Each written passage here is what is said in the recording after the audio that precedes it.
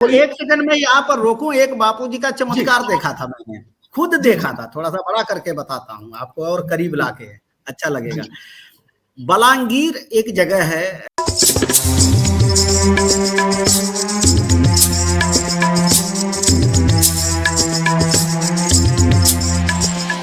अच्छा ये जो है,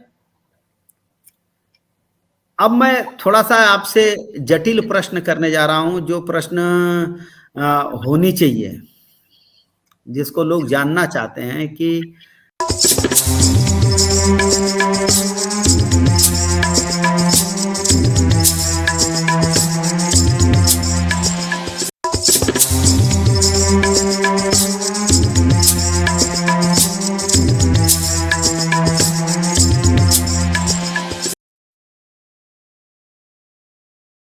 अच्छा ये जो है, अब मैं थोड़ा सा आपसे जटिल प्रश्न करने जा रहा हूं, जो प्रश्न होनी चाहिए, जिसको लोग जानना चाहते हैं कि बापूजी दोषी नहीं हैं तो फिर जेल में क्यों हैं? जी, ये बड़ा प्रश्न है आपका, और यही कई आम लोग भी यही पूछते हैं। तो आप जो सवाल ले रहे हैं बिल्कुल जनता का, मतलब जनता का जो सवाल है, हमारे देश की जनता का, मेरे पास एक औषधि है, मैं ये औषधि को पीते पीते, गर्म बहुत है, पीते पीते आपसे बात करूं?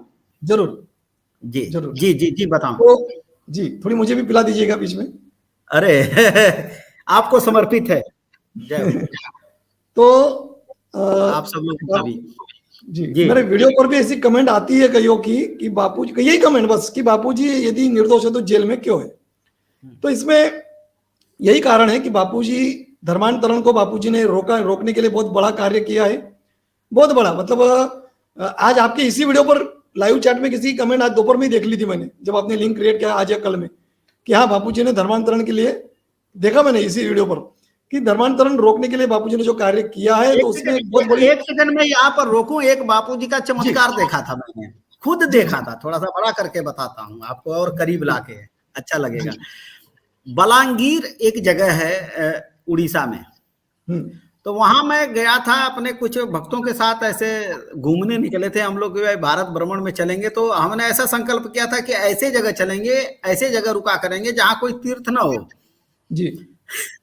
तो क्या भाई, साधु को वही जाना चाहिए तीर्थ बनाने के लिए, तो ऐसा मन में था। उस जमाने में जवानी रहता था, गाड़ी लेकर के गया था मैं, आज से कम मेरे ख्याल से 18-20 साल, मेरे ख्याल से ज्यादा कम की बात है, मेरे ख्याल से 15 साल तो आराम से हो गया होगा, 10-12 साल, तो 15 साल के आसपास हो गया होगा, सही पता नहीं है, मुझको याद करना पड़ता है। तो मैं वहां बालांगीर में गया, तो एक जगह था, आदिवासियों का क्षेत्र था, तो हम लोग रुके, तो मेरे साथ लोग थे, मैंने, उन लोगों ने कहा, परम पूज्य महाराज जी के चरणों में कोटि, महाराज जी के चरणों में कोटि कोटि प्रणाम। हमारे परम पूज्य महाराज जी, परम पूज्य नरसिंहानंद महाराज जी आए हैं, महाराज जी की जय। जी जी। तो उस समय में क्या हुआ था कि जब मैं वहां गया तो लोगों ने कहा कि स्वामी जी भोजन की क्या व्यवस्था बनेगी, तो मैं बोला कि यहाँ से थोड़ी दूर पर एक कस्बा है, वहां चले जाओ, कुछ फल फ्रूट ले आओ, अपने लिए कुछ ले आना। तो एक व्यक्ति सुन रहे थे, वो बोले कि आप हमारे गांव में चलिए ना। तो हम बड़े उस समय में थोड़े से नाटक वाले थे, मैंने कहा कि भाई हम लोग प्याज लहसुन भी नहीं खाते, हम कहाँ, तो बोले एक बार हमारे गांव में चलिए। और जब उनके गांव में गया, तो छोटा सा ही गांव था, आदिवासियों के छोटे छोटे ट्राइबल एरिया में गांव होते हैं, आपको पता ही है, जंगल में। तो जब उनके गांव में गया, तो उस गांव में एक भी घर में प्याज लहसुन नहीं बन रहा था। अच्छा। और उस गांव में कभी बापूजी नहीं गए। हाँ।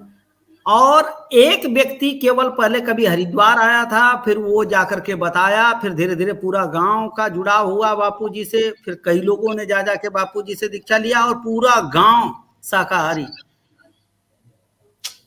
ये चमत्कार मैंने खुद देखा था, मतलब ये नहीं है कि किसी से कहीं सुनी है। अब मेरे मन में कई बार इच्छा हुई कि फिर से चलूं, अब तो आजकल वीडियो बनाता हूं, एक बार उधर चलूं, हमको गांव का नाम भी याद नहीं है, लेकिन मैं उस एरिया में जाऊंगा तो जरूर पहुंच जाऊंगा। लेकिन वो पूरा बापूजी के भक्तों का गांव है। बिल्कुल, बहुत बढ़िया।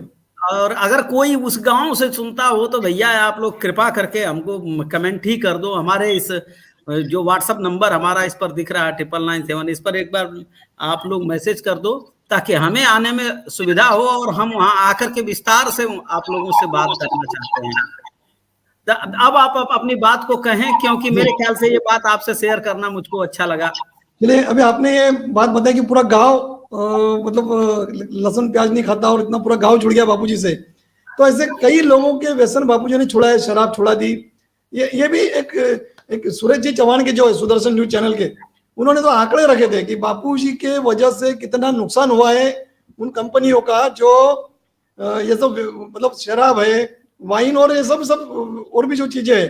और फिर वैलेंटाइन डे जो बापूजी ने उसके बदले मातृ पितृ पूजन जो शुरू किया, तो वैलेंटाइन डे पर तो विदेशी कंपनियां क्या कुछ नहीं बेचती है हमारे देश में।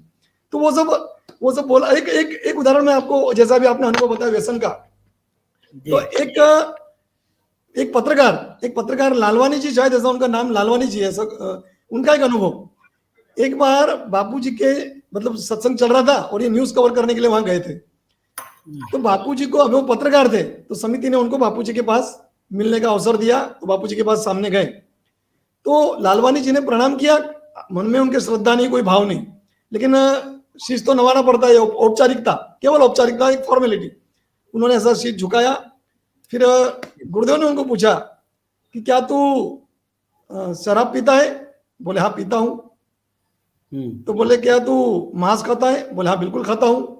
बड़े एक अभिमान से और एक क्या कहेंगे उसको कि बापूजी को मानते नहीं थे ना जी, एटीट्यूड से। हाँ जी, एटीट्यूड से। बोले तू सिगरेट पीता है? तो नहीं, जब पूछा कि शराब पीता है तो क्या हाँ पीता हूं। तो गुरुदेव बोले शाबाश। बोले मांस खाता है? बोले हाँ खाता हूं। बोले शाबाश। बापूजी बोले शाबाश।